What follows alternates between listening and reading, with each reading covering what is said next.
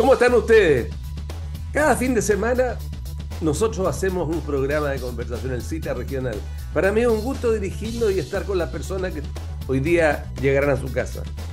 Quiero saludar en primer lugar a don Iván Buscovich, que es aparentemente el más mayor de todo este panel. ¿Cómo está, don Iván?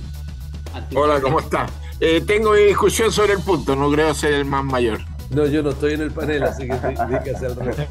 Saludamos a don Fernando Wilson. ¿Cómo está, don Fernando? Gracias. Ya. Por Saludamos favor, a don René Lues. ¿Cómo está, concejal? Muy bien, muchísimas gracias, Rodrigo. Muchas gracias. Y a don Percy Marín, que parece que los agarró un venezolano con el pelo como anda. ¿Cómo está?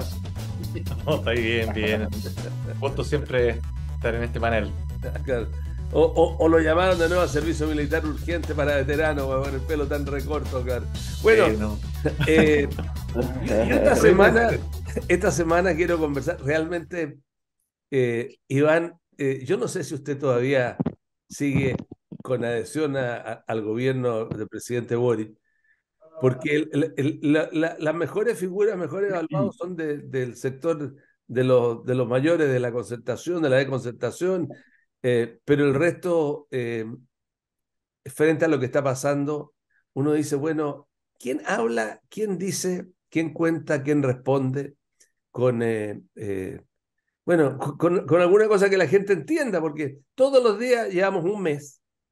Raúl Celi decía el otro día que cada día tiene su afán la noticia de la semana. Hoy día nos terminamos de asombrar que el ex candidato presidencial Antilao, no sé si ustedes se acuerdan, ya aparece también mencionado en un traspaso en la 10ª región de 1.200 millones a una fundación de un nombre indígena, y que esa plata después se utilizó para comprar un IP y un CFT, IP y CFT Los Lagos, una cosa. Todas las cosas ya son demasiado extrañas. Quiero partir con usted, conversando esta semana, Iván. mire, yo quiero decirle que de verdad este sigue siendo mi gobierno, como dijo Andrade, aunque sea una mierda, en mi gobierno, y, y efectivamente han cometido demasiados errores. Yo creo que aquí están pagando el noviciado y lo de la... Estábamos recién escuchando ahí en la televisión las declaraciones de este joven Andrade a propósito de Democracia Viva, que fue por donde se destapó toda esta seguidilla de asuntos vinculados a la malversación, al mal uso de los fondos públicos, etcétera, etcétera. Y naturalmente de esas cosas uno no puede estar de acuerdo, o sea, son errores que se han cometido, habrá que, la justicia tendrá que dilucidar si es solo error o hay también aquí peculado, robo, hurto, en fin, eso es lo que se tendrá que aclarar, pero naturalmente que esto ha complicado al gobierno, a los partidos que apoyamos al gobierno, y que es una lástima, pensando en el desarrollo del proyecto que está de por medio, ¿no? Y naturalmente eso ha complicado toda la política del gobierno. Eh, de eso también, en cierta forma, yo siento que se han aprovechado los partidos de derecha con esta base objetiva para darnos como hombre en fiesta, pero bueno, son los gajes del oficio que yo creo que hay que tratar de dilucidarlo con la máxima transparencia y que en el más breve plazo tengamos claridad respecto de todas estas cosas.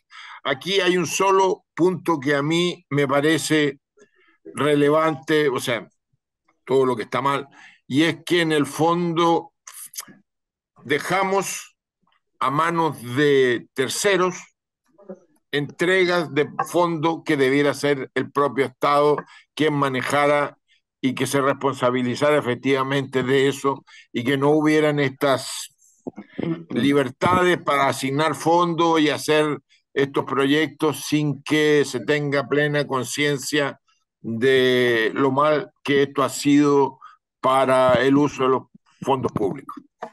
Ayer el presidente Boric en Mejillones, en que terminó manejando una micro sin licencia a uno, diría uno, pero cuando estaba por firmar la ley del litio, lo interrumpió un pescador, un dirigente, y me recordé que hace 20 años atrás me tocó ver una cosa similar aquí en Valparaíso. Estaba el presidente Lagos hablando y lo interrumpió el dirigente portuario Jaime Núñez, creo que se llama. Y le dijo, y las platas del puerto, y yo me retiro. Y empezó a ganar hacia afuera, y el presidente Lagos le dijo, deténgase. O sea, usted no quiere escuchar lo que se va a responder su presidente, siéntese y escuche. Y le responde, y lo calmó así. Pero ayer el presidente Boric estaba fuera de sí en relación a... Entonces, desde el punto de vista de la reacción del gobierno, ¿cómo lo ve usted, Fernando Wilson? No, el gobierno está en este momento básicamente en una postura totalmente defensiva, en la cual no logra articular una estrategia tanto por debilidades operativas internas, claramente el segundo piso y la SECOM no están dando el ancho, pero también porque como esto es una muerte por mil cortes, cada día surge un nuevo escándalo, pareciera ser que ahora en la mañana hay otro más.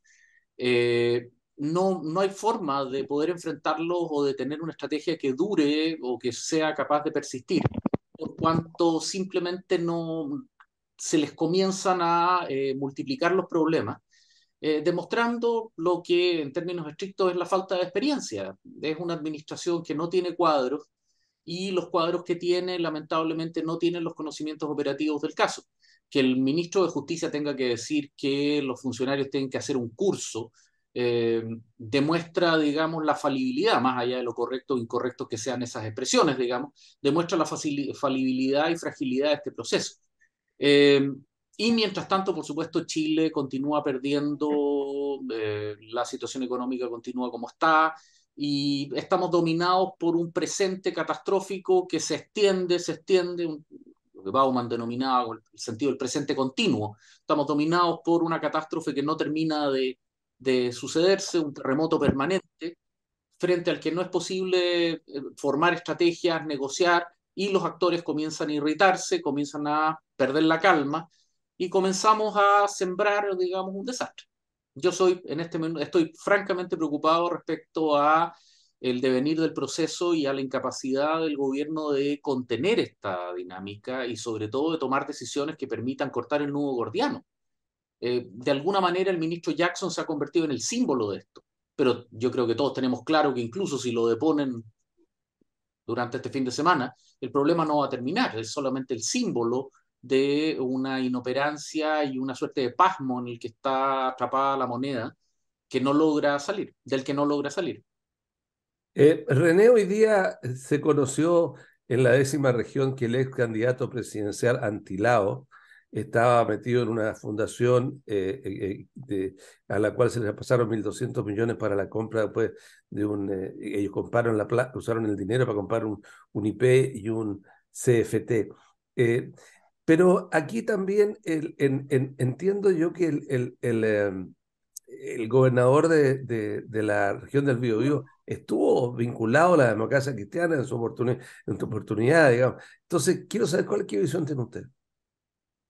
Bueno, la misma visión que tenemos todos, completamente crítica de lo que está pasando. Yo creo que en realidad, o sea, el temor que tengo es que perdamos la capacidad de asombro, porque el día que pase eso, finalmente vamos a hacer que todas estas cosas se normalicen como algo, como algo, digamos, común en el mundo público. Esto no debe ser.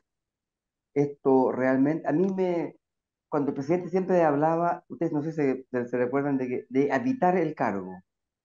Yo siento que cuando todos los alcaldes, gobernadores y presidentes, cuando hablan de evitar el cargo, siempre me ha parecido que es como vivir en una burbuja, porque viven en un espacio físico o en un espacio que efectivamente genera es una responsabilidad, pero no es ejercer el cargo, es habitar el cargo, que a mí es mucho más tenue. No tiene capacidad de gestión, de ejercicio, no hay una voluntad de ejercer, digamos, una acción tendiente a mejorar, por ejemplo, las condiciones de esa gestión. Yo creo que el presidente de la República, cuando maneja un camión, cuando tira un penal y lo pierde, cuando se tira por un refalín, en lugar de hacerse cercano, lo que pasa es que va perdiendo el sentido el sentido republicano que tiene ser presidente de Chile. Y a mí me parece que eso es muy peligroso. Y si tú le sumas a esto, Rodrigo, todas las cosas que han pasado, piensa una cosa, hay jóvenes que estaban viviendo en la universidad defendiendo su vale de almuerzo y de repente, de pelear por el vale de almuerzo, están a cargo del gobierno de Chile. Es un cambio tremendamente grande pasar del vale de almuerzo para sobrevivir a manejar el gobierno de Chile y eso sin intermediación. Y se encuentra con un botín absolutamente gigantesco y ahí viene la falta de experiencia, la falta de tino, la falta de criterio. Y lo peor es que, lo hablamos hace unos días atrás acá mismo, es que si esto se ha transformado en una forma, es decir, si el hacer fundaciones se transformó en un modelo para robarle recursos al Estado, ya no es solamente una acción, digamos, separada una de otra, es una acción, y eso es muy grave porque eso significa que nos coludimos para defraudar al Estado, y eso tiene otra categoría penal muchísimo más grave. Ayer una de mis hijas me decía, pero papá, si esto es lo mismo cuando uno en el colegio, en kindergarten, pide a una niñita o un niño pegándole al otro. Y le dice, ¿cómo? Si usted le pegó. Yo no le he pegado. Si no, yo no le he pegado.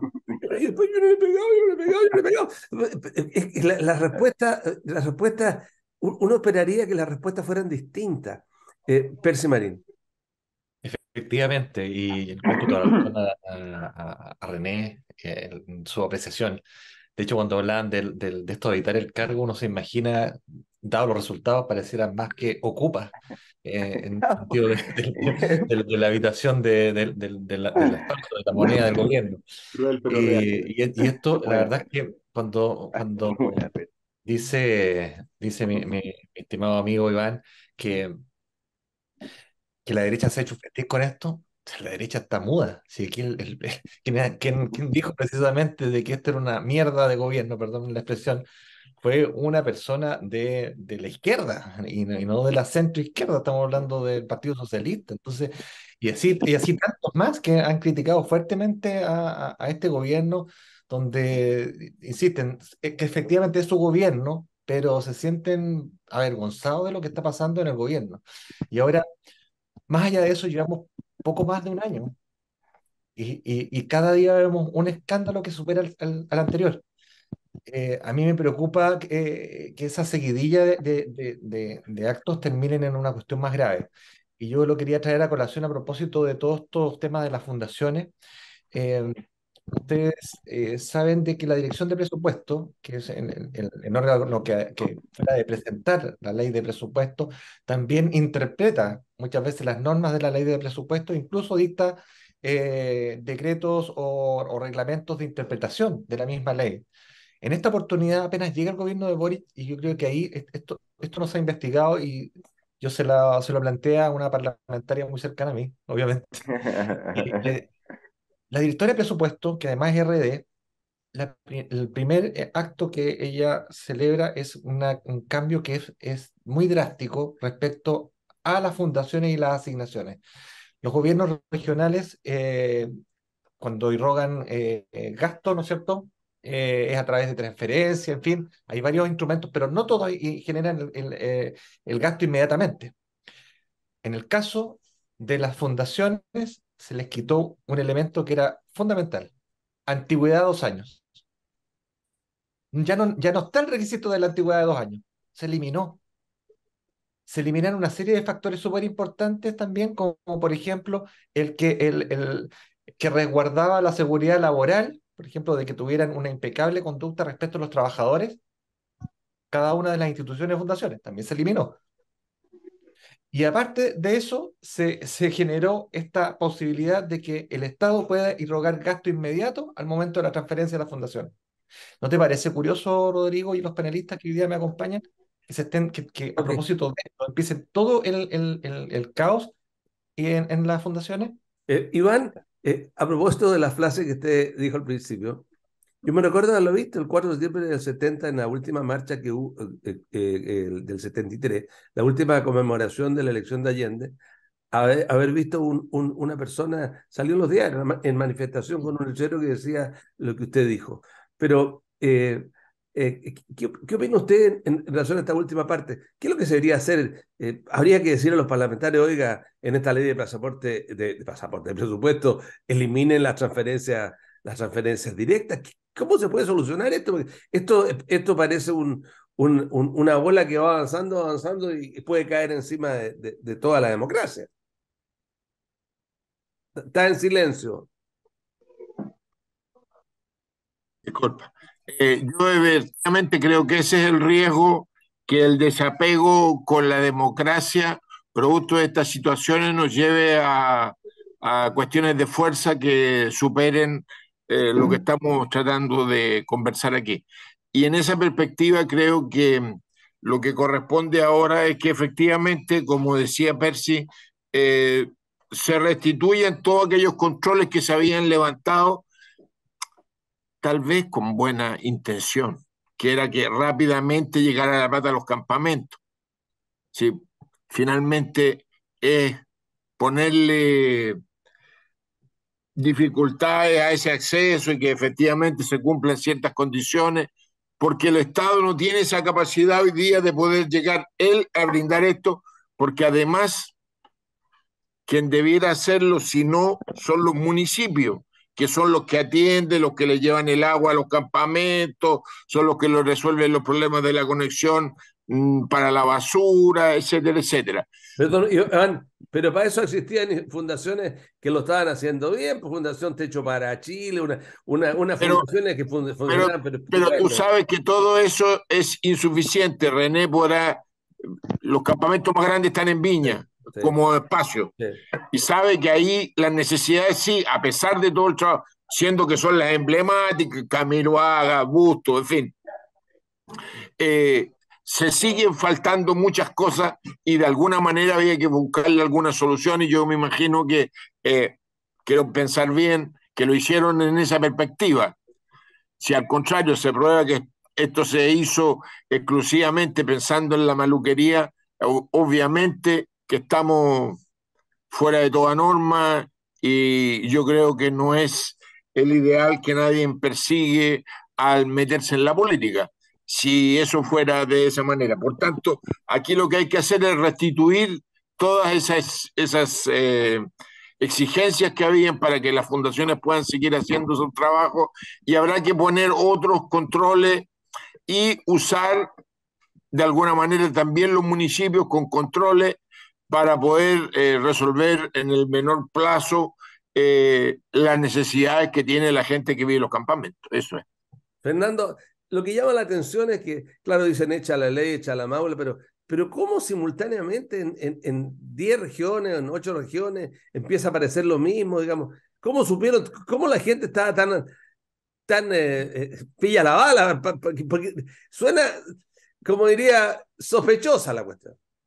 Poco plausible, sobre todo cuando uno ve cuando una sucesión de estas fundaciones fueron creadas entre la elección de segunda vuelta y la asunción al poder el 11 de marzo por parte del presidente Boric. Es decir, aquí hay una máquina y cuando esto se combina con el famoso consejo que les dio el dirigente español de País Unido, digamos, Íñigo Errejón, de que hay que preparar plataformas para sobrevivir, para mantener a la militancia cuando se está fuera del gobierno. Bueno, con todo el respeto del caso, pero es, digamos, es una combinación de factores que hace presumir, si no el dolo, por lo menos la culpa. Ahora, el problema que tenemos con esto es que claramente los volúmenes de dinero son impresionantes, la reducción de requerimientos por parte de la directora de presupuesto también es impresionante, que haya sido una de sus primeras acciones y que luego se haya comenzado a reproducir esta circunstancia. Uno sospecha, no lo puede afirmar, pero uno sospecha que aquí lo que se estaba buscando era construir plataformas territoriales. El Frente Amplio ha sido tradicionalmente muy débil en su presencia territorial fuera de Santiago y en menor grado en Concepción y Valparaíso. Por lo tanto, cuando uno ve lo que estaba haciendo, por ejemplo, la diputada Catalina Pérez con su red en Antofagasta, y uno ve sus proyecciones electorales explícitas, ella misma había planteado que quería ser candidata a senadora, lo que vemos es un proceso acelerado de construcción de máquina territorial. y que, digamos, uno sospecharía que la intención de los distintos partidos involucrados, pero particularmente en este caso Revolución Democrática, es claramente superar ese defecto de nacimiento del partido a través de la creación de bolsones territoriales respecto a los cuales ganaran tracción y capacidad de acción directa. Pero por el otro lado, la torpeza a través de lo cual se hizo, de la forma a través de la cual se hizo, lo burdo del mecanismo, y como ya se está comenzando a saber que varias de estas organizaciones derechamente redirigían el dinero a gastos personales, el caso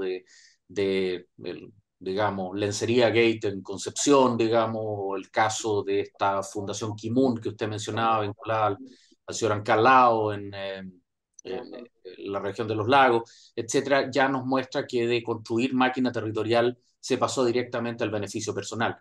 Y bueno, nos encontramos el título este clásico de Nietzsche, digamos, humano demasiado humano. Al final del día, la curva de Gauss es implacable y la virtud y los defectos humanos se replican de manera perfectamente homogénea a través de todos los grupos sociales, que en este caso en particular, por ser tan jóvenes, ya es impresionante, pero además, si lo agregamos a su reclamación de superioridad ética, bueno, obviamente el contraste es incluso mayor. Hay que ver cómo se rearticulan, si es que lo pueden hacer, si el Frente Amplio es más que una flor de un solo verano, digamos, y logra convertirse, logra sobrevivir. Esta puede ser un buen desafío y me atrevería, incluso con esto termino, a decir que este podría ser incluso, inesperadamente, el mayor legado del presidente Boric, si es que logra articular un sistema de modernización del Estado y control de gestión que sea efectivo y eficiente. Paradojalmente, él queriendo hacer transformaciones profundas en salud, en pensiones, en reforma tributaria, podría terminar haciendo algo mucho más trascendente y al que nadie se ha atrevido a meterle mano, como es la tan mentada y tan poco hecha modernización del Estado.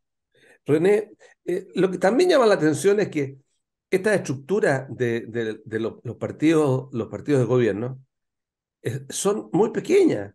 O sea, ¿cómo se puede entender que en una región de casi 2 millones de habitantes, unas listas de algunos de estos partidos ganen con 120 votos? O sea, con la asociación En de Antofagasta alumnos del sacaron colegio 8. que nosotros, de cualquier otro colegio sacamos más, los exalumnos del colegio. Entonces, es una cosa un poco escandalosa. Llega ya ahora al desnudarse de ser un poco complicado y la democracia cristiana también conoce de aquello. Sí, efectivamente, la directiva regional de RD, justamente del partido que estamos hablando con más fuerza estos últimos años, estos últimos meses en realidad, fue elegida con 120 votos, pero no solamente con 120 votos, sino que además 120 votos digitales, o sea, ni siquiera presenciales, que es un esfuerzo mayor que hay que hacer ahí. Ahora, efectivamente eso revela que son partidos que no han tenido raigambre popular, que es muy importante. Son partidos que se construyeron en función de un reclamo, efectivamente desde la superioridad moral, desde los 30 años, que para ellos fueron 30 años perdidos, que hoy día afortunadamente están regulando de aquello. Entonces, en el reclamo se construyó un equipo de jóvenes que tuvo muchos aciertos también, por supuesto, es una generación muy exitosa porque llegó muy rápido al gobierno, y también en lo mismo positivo, también en lo negativo, que llegó sin ninguna experiencia, pero efectivamente no hay base social, no hay mundo, no hay pueblo detrás que apoye o que fortalezca esta situación, digamos. Y yo creo que, como muy bien decía, creo que Fernando decía muy bien, efectivamente, creo que, mira lo increíble, el gran problema de corrupción que ha tenido este gobierno, a los pocos meses, casi al año, recién instalado, uno debe ser de los escándalos de corrupción más grandes que ha habido en Chile estos últimos 30 años. Puede también ser efectivamente el punto de partida para una gran reforma del Estado, para mejorar la eficacia del Estado, la eficiencia del Estado, la transparencia del Estado, para mejorar los modelos de transferencia de recursos, porque yo sí creo, Rodrigo, creo que el Estado tiene que seguir ayudando, o sea, tiene que haber instituciones que colaboren con el rol del Estado. Creo que, por ejemplo, fundaciones como, no sé, lo hemos hablado tantas veces, la Fundación Teletón, la Fundación Techo para Chile, no sé, pues la Fundación La Rosa, el Refugio para Cristo, son fundaciones que han cumplido un rol muy importante, Sí, claro. coadyuvante del Estado. Eso no puede perderse. Y el drama que pasó hoy día no es solo que ellos construyeron un sistema para defraudar al Estado y seguir haciendo Ok, perfecto. Percy Marín, aquí hay Perdón, un tema, perdón, tranquilo. perdón. Percy Marín, usted consejero regional, aquí también topan los gobiernos regionales, porque aquí de una u otra manera, por mucho que sea el gobernador el que haya, de una región el que haya de responsabilidad aquí igual los involucra usted. ¿Cómo se sienten los consejeros regionales con lo que está pasando? La verdad es que sumamente preocupados, porque efectivamente yo creo que estamos frente a uno de los escándalos de corrupción más grandes en los últimos 30 años, ya que le gusta hablar tanto de los 30 años. Entonces, eh, lo que está pasando es algo tremendamente grave, pero a mí lo que me preocupa también es la reacción del mundo político, en el sentido de empezar a formular proyectos o algunas iniciativas legislativas con la finalidad de generar mejores controles. O sea, si aquí el tema es que no hay que contratar gente que robe, si aquí el problema son las personas, no es la estructura, no es el sistema. El problema, lamentablemente, es precisamente las personas que han ingresado. Algunas personas con muy poca experiencia, algunas personas derechamente muy poco capacitadas, sin tener las experticias, y otras personas que lamentablemente han llegado a hacer solamente política y a politizar el sistema. Cuestión que lamentablemente ha afectado duramente principalmente a los funcionarios. Yo te decía, Rodrigo, les decía a ustedes también, a muchos de ustedes, digamos, gente de los gobiernos regionales, gente de las seremías, que tenían una estructura de trabajo, se las han modificado y han cambiado lo que son los temas más importantes, las prioridades. ¿Cuál es la prioridad, por ejemplo, de la Seremía de Salud? El tema de la equidad de género, el tema ¿me entiendes? Los temas de diversidades. O sea, los temas que realmente le interesan a la gente hoy día, la salud en nuestra región está pasando por una crisis tremendamente grave. ¿Y cuáles son las soluciones? No hay soluciones, talleres de género. O sea, ¿de qué estamos hablando? Entonces, claro, una cuestión es la falta de experticia, otra cosa de que esta gente ha llegado presentándose con una estatura moral superior, pero otra cosa es cuando ya empiezan los resultados a verse de manera muy negativa en las personas y en muchos casos causando daño, como lo que hemos visto en los ministerios, en el Ministerio de Salud. Entonces, yo creo que ahí, Rodrigo, hay que tratar de ponerse bien serio y aquí ya dejar de lado un poco también, porque muchos nos reímos ya de una cuestión más del gobierno, ya es como talla, pero esta cuestión nos puede llegar a una desestabilización no menor en el gobierno. Llevamos poco más de un año, como decía anteriormente, y nosotros, las fuerzas políticas, son las que tenemos que ponernos de acuerdo a ver cómo enfrentamos esto. Si el gobierno tiene la intención de cambiar su forma de actuar, de cambiar su plan de gobierno, o si persiste en este programa fracasado donde no tiene ninguna salida. No va a haber plan fiscal, ninguna posibilidad que lleve a cabo su famoso plan. Gracias, Percy Marín, René Lugo, Iván Buscovich, Fernando Wilson. Tenemos que ir a una pausa. Usted que nos está viendo, estamos en Cita Regional, en su canal Quinta Visión. Va a ir una pausa que es breve y ya volvemos.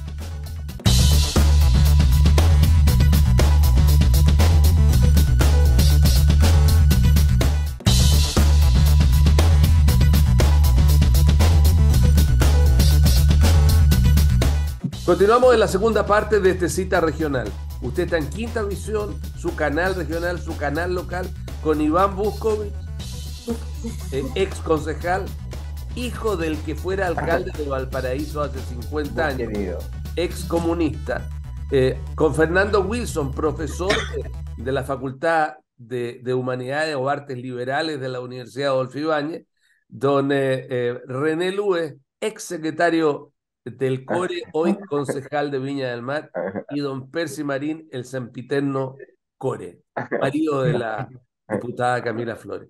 Esta segunda parte quiero partir con usted, Iván. Quiero partir con usted porque a propósito de lo que estamos hablando, y a propósito que se van a cumplir 50 años del golpe, algunos dicen pronunciamiento, 50 años de lo que pasó el 11 de septiembre de 1973, y que a 50 años me llamó mucho la atención y encontré muy genial a Eduardo Frei cuando dijo 50, en 100, 150, 200 años no se va a poner nadie de acuerdo. Digo. pero en un momento que a lo mejor podría ser para buscar un punto de encuentro. Algunos piensan de que el gobierno está usando o va a empezar a usar estos últimos meses como una manera de bajarle el perfil a lo que está pasando y poner otra cosa. ¿Cómo lo ve usted aquello? A ver, hagamos un recuento cortito. Allende fue finalmente electo por el Congreso Nacional, porque ese era el mecanismo que teníamos vigente en ese momento, y fue electo presidente. En la última elección, que fue la municipal, la Unidad Popular, que era el frente que apoyaba a Allende, sacó el 44,2% de los votos. Datos objetivos. Y de ahí no había más elecciones hasta el año 76, que era cuando terminaba el gobierno de Allende. No vamos a decir que la situación económica era esplendorosa ni nada, sino que teníamos una crisis en varios sectores. Pero es evidente que ese gobierno tuvo grandes aciertos, como la nacionalización del cobre, de la cual estamos hasta el día de hoy sufrutando. Ahí. Lo estamos escuchando. Ya. Y quiero decir que otras acciones como el medio litro de leche, que se sostiene hasta el día de hoy, en fin, creo que son muchas las cosas positivas que efectivamente tuvo ese gobierno. De por medio hubo un golpe de Estado sangriento. Soy testigo de esa parte. Yo estuve 10 meses preso y torturado. Mi padre 3 años preso y expulsado del país, los dos, y tuvimos que vivir una cantidad de años en el extranjero. Esa es la realidad objetiva. No estoy agregando ni quitando nada. No tengo ningún empeño en pedir que les hagan algo. Estoy haciendo que funcionen las leyes. Efectivamente, una parte de mis torturadores hoy día están presos. Gracias a los tribunales de justicia, estos han sido identificados y hoy día hay por lo menos 3 que siguen cumpliendo condena, que están en Punta Peuco, dentro de los que a mí personalmente me torturaron. Esa es la realidad. Yo lo que creo que debemos hacer es un gran acuerdo nacional para que nunca más las soluciones a los conflictos de la política sean golpes de Estado. Ese es el punto. Porque el golpe de Estado además viene amarrado con estas violaciones a los derechos humanos. Eso es, son consustanciales, van unidos, lamentablemente. Por tanto, el acuerdo tiene que ser, la solución tiene que ser política. No puede ser de otra manera. Estoy leyendo el libro que recomendó Boric, que se llama Salvador Allende, que escribió Mansuy. Voy en la mitad, me queda la otra mitad. Okay. Pero me parece muy importante hacer esa discusión respecto de cómo evitamos y buscamos una salida que sea política a los conflictos que tenemos. Eso es. Gracias, Iván, por lo que dice. Mansuy, que es nieto del almirante Huerta. Del almirante Huerta. Claro, y es porteño también. Claro, porteño. Fernando Wilson. No, en términos prácticos, el golpe es una realidad que está ahí, que es inevitable, representa una tragedia y el colapso de la democracia de la Constitución del 25. Como lo plantea Patricio Aylwin en su libro recientemente publicado, digamos, la concepción general por lado y lado ya desde agosto del 73 era que la democracia ya se había quebrado. Aylwin lo plantea el 18 de agosto. Y por lo tanto, más que hablar del golpe como el momento crítico en el cual finalmente se termina de caer la estantería, el problema es cómo manejar el proceso y cómo poder enfrentar una dinámica de degradación de la democracia que comenzó mucho antes, cuando sectores importantes de la política nacional pasaron a considerar la violencia como el instrumento preferente de acción política, cuando el diálogo colapsó, digamos, cuando las marchas de los bototos pasaron a reemplazar, digamos, al diálogo democrático. y en general el proceso no es una dinámica de quiebre como, digamos, Valenzuela lo plantea tan brutalmente en su quiebre de la democracia en Chile. De alguna manera el golpe del 11 es simplemente la caída del telón en una tragedia que se extendió por lo menos por 20 años. Y en esa situación a mí lo que me preocupa es que más que tratar de evitar incidentes finales, como puede ser la tragedia definitiva que fue el 11 de septiembre, el problema es cómo podemos evitar, y eso es tremendamente importante para el día de hoy, la degradación sostenida y constante de la democracia por sus propios actores, digamos, y nos encontramos, me atrevería a decir, en el día de hoy, en un escenario donde los cuidados de los sacristanes están matando al cura y donde, más allá del escándalo de las convenciones, etcétera, donde declaraciones de lado y lado de tono exagerado, cada una de ellas vistiéndose con ropajes de democracia y creyéndose estatua de la libertad, están erosionando el diálogo democrático y el concepto que para mí al menos es crítico de amistad cívica. Ok, Recordemos que la democracia no son las elecciones son solamente hitos específicos, es la relación continua que tiene la ciudadanía y dentro de la cual las relaciones de poder son solamente una marginalidad. ¿Cómo volvemos a construir una amistad cívica entre los ciudadanos chilenos que me atrevería a decir existe? El problema más bien son las élites políticas. ok, Yo cuando voy a un supermercado, la cajera no me pregunta de qué lado, qué es lo que pienso, digamos. Normalmente la conversación liviana es sobre el clima o sobre algún partido de fútbol o con alguna cosa de ese estilo. El problema está en las élites políticas, las cuales de alguna manera son un microcosmos y como comentaban varios de ustedes hace algunos momentos atrás en el módulo anterior, que parecen vivir en una cápsula aislada de la realidad chilena, donde no logran entender los problemas objetivos y estamos pavimentando el camino. Bueno, ya no se usan los golpes de Estado, digamos, al menos los golpes o- militares, pero lo que se usa hoy día son los liderazgos caudillares, autocráticos y populistas. No ok. vayamos a terminar con un Bukele de cualquier sentido, de cualquier color, como consecuencia de haber desperdiciado cosas que hoy día maldecimos y que después vamos a estar llorando sobre la leche derramada. Eso es Me, lo que me preocupa a mí. me gusta el tono como estamos conversando aquí, esto. Y por sobre todo porque indudablemente hay mucha gente que conversar este tema los encarajina y los busca en el fondo, tú no habías, tú eras muy chico, René, pero la democracia cristiana tenía otra opción en ese momento, y eso tú lo tienes claro. Sí, clarísimo. O sea, es lo que dice Fernando. O sea, a mí, mira, como lo plantea, por ejemplo, nuestro querido amigo excomunista, que él sufrió mucho en realidad, su papá y él. Y cuando él cuenta esta historia, y la cuenta de la forma en que la cuenta, que fue torturado y detenido y expulsado del país, él la cuenta como algo, una parte de su historia. Pero si uno efectivamente un poco rasga sus expresiones, es tremendamente grave que te echen del país, que te torturen por pensar distinto, que lleguemos a eso. Eso, yo creo que ese pacto, porque nunca más los temas de la política o los problemas de la democracia se resuelvan con violencia, es para todos. Esto es para todos. Esto a todos nos tiene que convocar. Y creo que ahí no, vamos a tener un gran e importante acuerdo. Respecto del proceso que nos llevó al quiebre constitucional, hay, hay claridades, hay intolerancia, hay falta de capacidad política, hay falta de diálogo, se llegó a un nivel de incompatibilidad que verdaderamente hacía muy difícil que la situación, digamos, tuviese otro destino, pero también hubo interferencia extranjera, hay que decirlo, ya se sabe, en fin, hay cosas que son realidades y que hoy día podemos asumir con tranquilidad. Lo importante es el futuro. Yo fui más bien un luchador contra la dictadura y a favor de la democracia.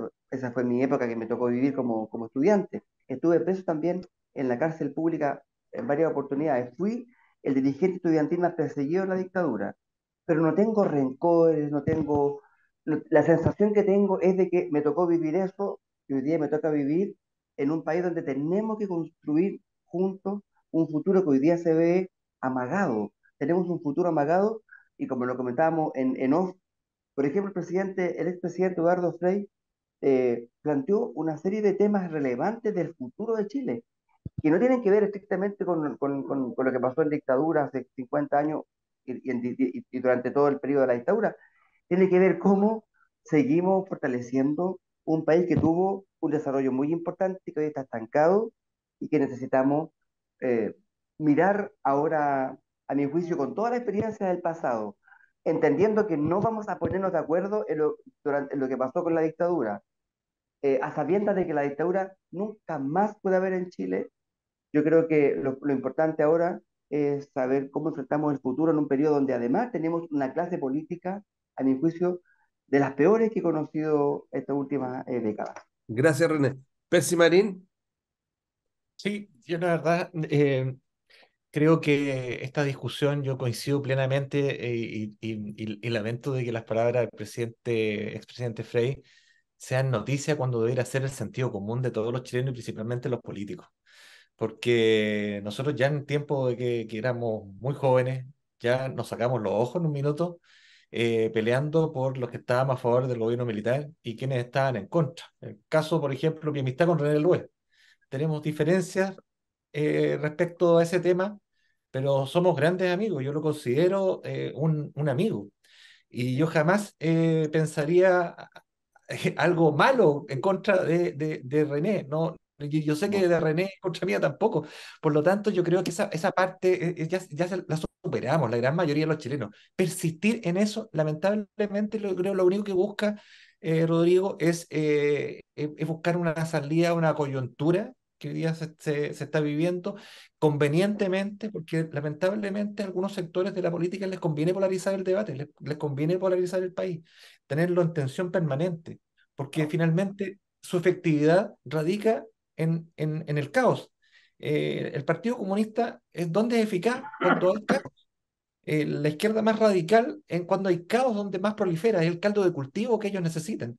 Entonces, yo creo que hoy día, Rodrigo, este tema en particular, porque ¿qué es lo que está haciendo el gobierno? Con todos estos recursos, buscar la conmemoración, hacer estos actos, estos memoriales, lo único que hace a que nosotros salgamos de la trinchera, en cierto modo, y salgamos también a defender nuestros puntos de vista. Porque para mí el pronunciamiento militar, yo lo agradezco hasta el día de hoy. Gracias al pronunciamiento militar tenemos libertad. No somos un país como Cuba o Venezuela. Y eso yo lo voy a agradecer siempre. Naturalmente nunca, y tú lo sabes bien, Rodrigo, y René que me conoce, nunca he validado ni estado a favor de la violación de los derechos humanos, en ningún caso. Pero no me va a venir a decir que un miembro del Frente Manuel Rodríguez tenga el descaro de decir de que venga a exigir sus derechos humanos cuando ellos fueron los que a punta de fusil trataron de vulnerar los derechos humanos de un sector civil de la población, no los militares, de los civiles de la población. Y gracias, eso profe. es inaceptable. Hoy día, como dijo Iván, muchos de los que a él lo torturaron están presos. Lamentablemente, por otro lado, tenemos un asesino confeso como el señor Terrier, ¿no es cierto?, que ocupa un escaño en el Congreso, que lamentablemente quizás va a morir en total y absoluta impunidad. Ok. Eh, la última ronda, yo quiero plantear, ¿seremos capaces de superar el momento que tenemos que se va encarajinando y se va a ir encarajinando cada vez más en circunstancias de que aquí, entre los cuatro, teniendo una persona que fue torturada, que fue exiliada del país, que está de vuelta y reconciliada con cinco personas, como estamos aquí, que podemos conversar, ¿tenemos alguna posibilidad de evitar de que se siga aumentando el nivel de conflicto que hoy día tenemos? Iván. Yo creo que sí es posible. Eh, Creo que lo principal es lo que dije antes. O sea, aquí el compromiso es que las soluciones a la política tienen que ser políticas, democráticas, transparentes, y en ningún caso puede ser a través de golpes de Estado solucionar estas dificultades o estas eh, complicaciones que tiene el desarrollo democrático del país. Yo creo que eso es lo principal. Yo no tengo ningún rencor, nada, nada, nada. Eso está fuera de mi hecho. He podido convivir tranquilamente con todo el mundo y mis colegas que estuvieron conmigo en el Consejo, tanto los partidos de derecha como los otros, hemos mantenido en buenas relaciones, ha sido todo normal, o sea, creo que hay una capacidad de superar el momento, pero aquí lo importante es el tema político y es que efectivamente el camino para resolver, y eso es todo lo que yo creo que hay que pedirnos entre todos. La solución no puede ser la violencia, y en eso estoy de acuerdo, no puede haber violencia, pero, pero por favor, si aquí la violencia más grande lo tuvimos en los 17 años y que el Partido Comunista en el año 80 haya levantado una estructura y todo lo que está bien, ok, una estructura militar y tal, pero por favor, los comunistas solo tienen 500 muertos, 500. Los socialistas, dos comités centrales. Eso es la realidad. O sea, se persiguió y se masacró a fuego a gente por tener diferencias distintas. Ese es el punto. Y yo creo que eso es lo que hay que superar. No puede ser que las dificultades, las diferencias las resolvamos de manera violenta. Ok. Eso no puede ser. Fernando Wilson. No, un punto que ha estado siendo presentado también a nivel académico, pero no ha llegado demasiado al debate de la calle, es el hecho de que el 70% de los chilenos no había nacido para 1989, para la transición. El 73 se comienza a convertir progresivamente en un proceso que es más bien generacional y que comienza a perder, y eso me parece serio, en el sentido de que el tratamiento que se le está dando es de conflicto y no de extraer las lecciones políticas y cívicas necesarias de lo que es el debate nacional local. Cuando uno conversa esto con los alumnos, la respuesta es ya están con la lata de nuevo el 73, ya están con la pelea del 73.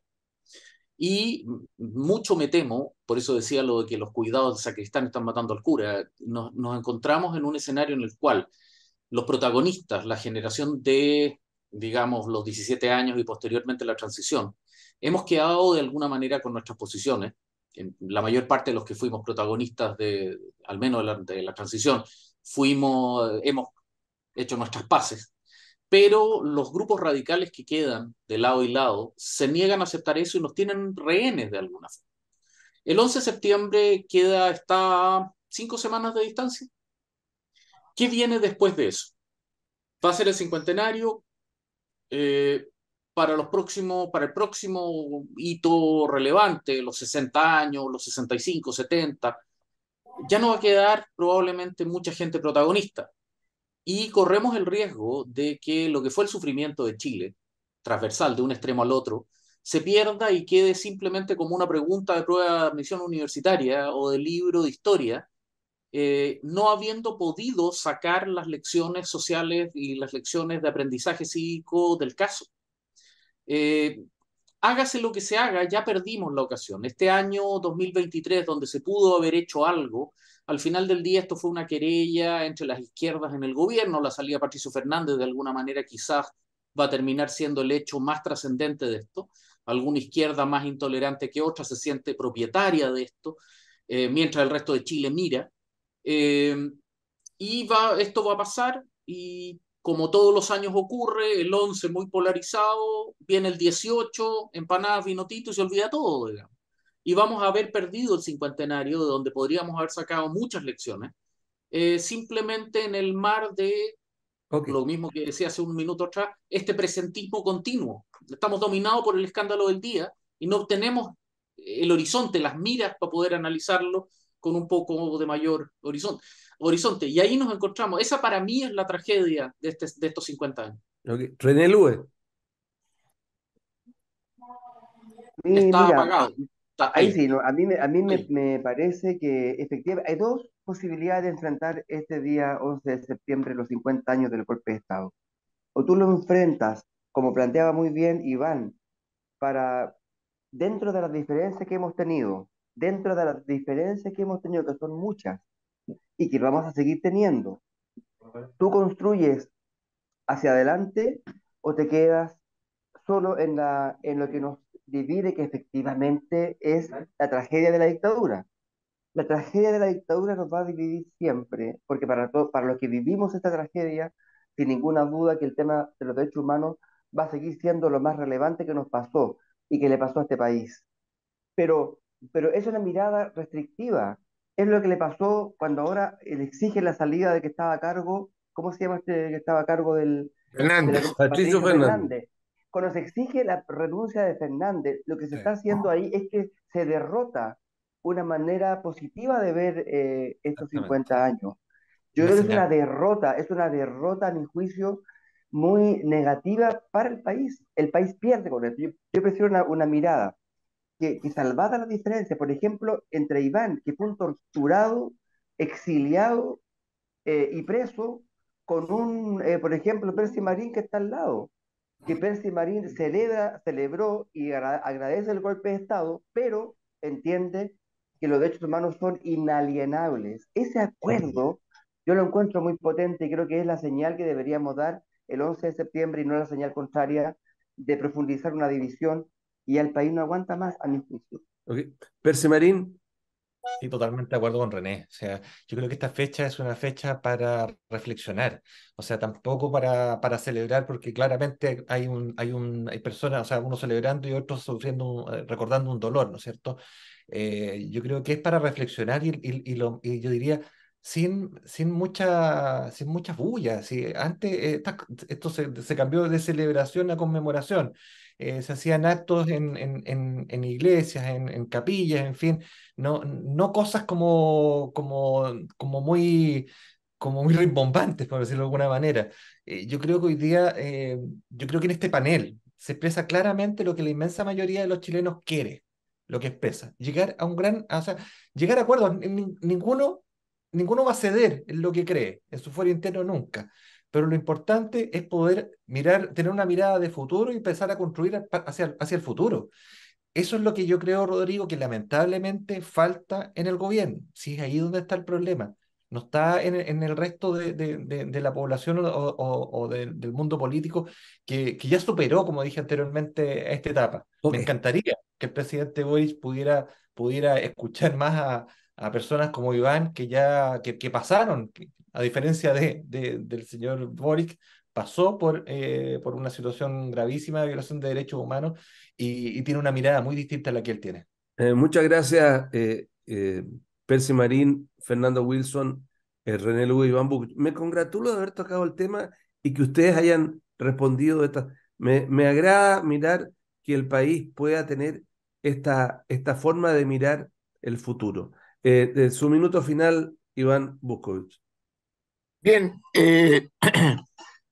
yo este minuto me gustaría decir que espero que efectivamente se pongan de acuerdo a propósito de lo que hemos conversado y que haya alguna solución a algunos de los problemas que están planteados.